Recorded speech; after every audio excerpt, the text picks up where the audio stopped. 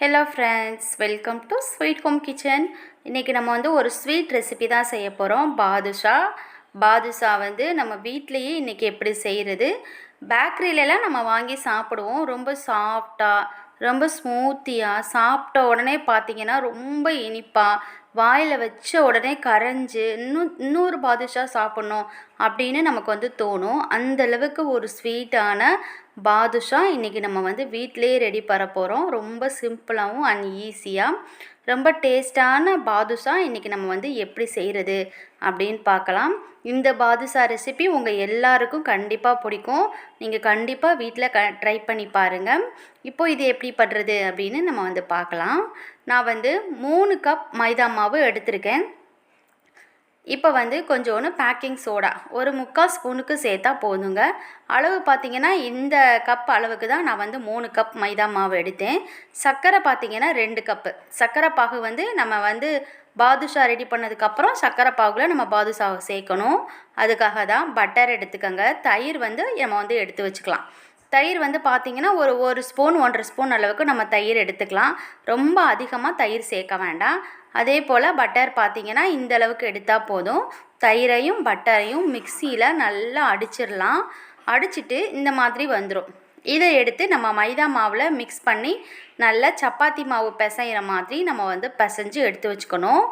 பாருங்கள், இப்படி சேர்க்குறதால பார்த்திங்கன்னா நல்லா சாஃப்டாக புஷ்ஷுன்னு ரொம்ப டேஸ்ட்டாக வரும். இதை இப்போ நம்ம வந்து சப்பாத்தி மாவுக்கு பிசைகிற மாதிரி நல்லா நீங்கள் வந்து பிசைஞ்சு எடுத்து வச்சுக்கோங்க.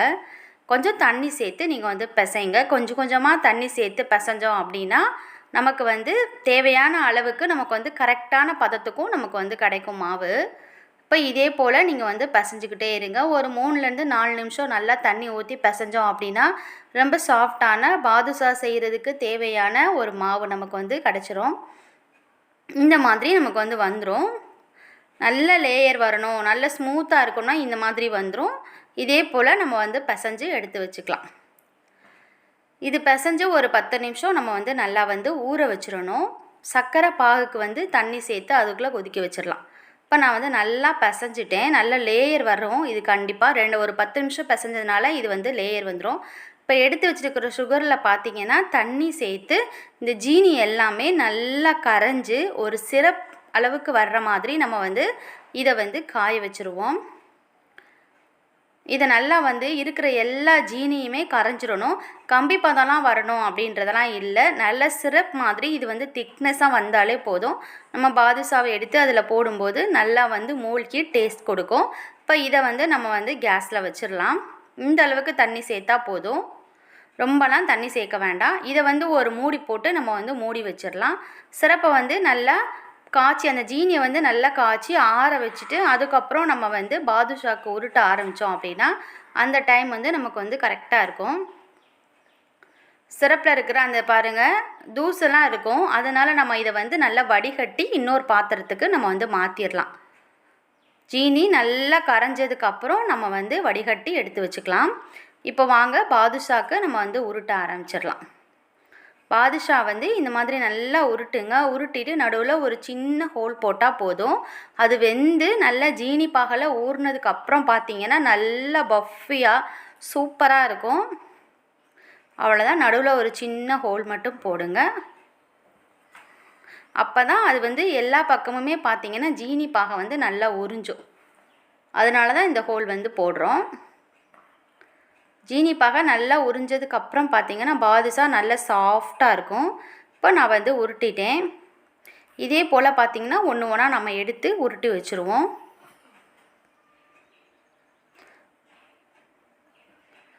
இப்போது அடுத்ததை எடுத்து நான் வந்து உருட்ட ஆரம்பிச்சிட்டேன். இதே போலயே இருக்கிற எல்லா மாவையுமே நம்ம வந்து இந்த மாதிரி ஹோல் போட்டு உருட்டி எடுத்து வச்சுக்கிடுவோம்.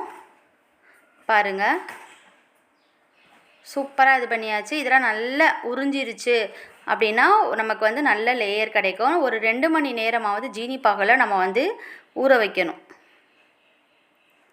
ஒவ்வொரு உருண்டையாக பிடிச்சி நம்ம வந்து எடுத்து வச்சுருங்க. அவ்வளோதான். இதே போலயே நம்ம வந்து ட்ரை பண்ணுங்கள். மைதா மாவுன்றதுனால நல்லா நமக்கு வந்து சூப்பராக வந்துடும். இது சூப்பராக நம்ம இப்போ வந்து நல்லா வந்து பிசைஞ்சு எடுத்துக்கிட்டோம்.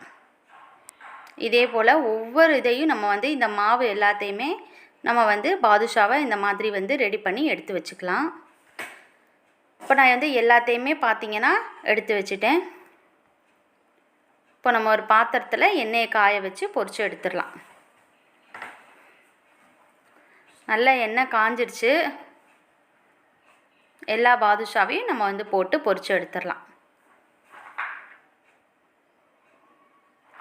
முன்பக்கம் நல்லா வெந்துருச்சு, நல்ல ப்ரௌன் கலரில் வந்துருச்சு அப்படின்னாலே நம்ம வந்து எடுத்துடலாம். பாருங்கள், இது நல்லா வந்து வெந்துட்டுருக்கு. கொஞ்சம் நம்ம அடுப்பை வந்து கொஞ்சம் வேகமாக தான் வச்சுக்கணும்.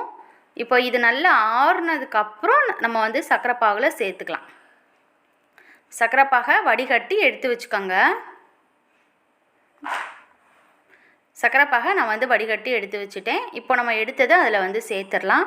இது வந்து நல்லா உறிஞ்சி வந்ததுக்கப்புறம் பார்த்திங்கன்னா நல்ல டேஸ்ட்டாக இருக்கும். ஒரு 2 மணி நேரத்துக்கு அப்புறம் நம்ம சாப்பிட்டோம் அப்படின்னா பாதுஷா வந்து நல்ல டேஸ்ட்டாக இருக்கும். சூப்பரான பாதுஷா ரெசிபி செஞ்சாச்சு. ரொம்ப டேஸ்ட்டாக ரொம்ப சுவையாக இருந்துச்சு. ரொம்ப சிம்பிளான இந்த பாதுஷா ரெசிப்பியை நீங்களும் ட்ரை பண்ணி பாருங்கள். இந்த வீடியோ பிடிச்சிருந்துச்சின்னா உங்கள் ஃப்ரெண்ட்ஸ் எல்லாருக்கும் ஷேர் பண்ணுங்கள். ஸ்வீட் ஹோம் கிச்சன் சேனலை சப்ஸ்கிரைப் பண்ணுங்கள். பாதுஷா ரெசிபி ட்ரை பண்ணி பாருங்கள். தேங்க்யூ.